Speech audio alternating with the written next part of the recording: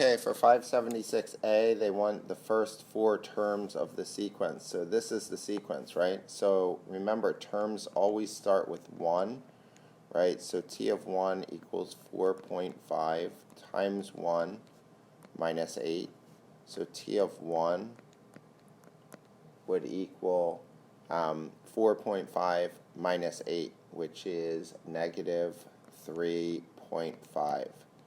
Then T of 2 would equal 4.5 times 2 minus 8. T of 2 would equal 9 minus 8. T of 2 equals 1. T of 3 equals 4.5 times 3 minus 8. T of 3 equals 13.5 minus 8. T of 3 equals, what is that, 5.5, right? And then T of 4 equals 4.5 times 4 minus 8. T of 4 equals 18 minus 8, so T of 4 equals 10.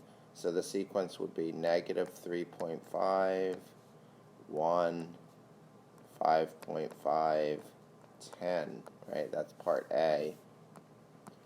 And then B says, what would Avery do to write the 15th term of this sequence? And Avery would just evaluate, right? He would evaluate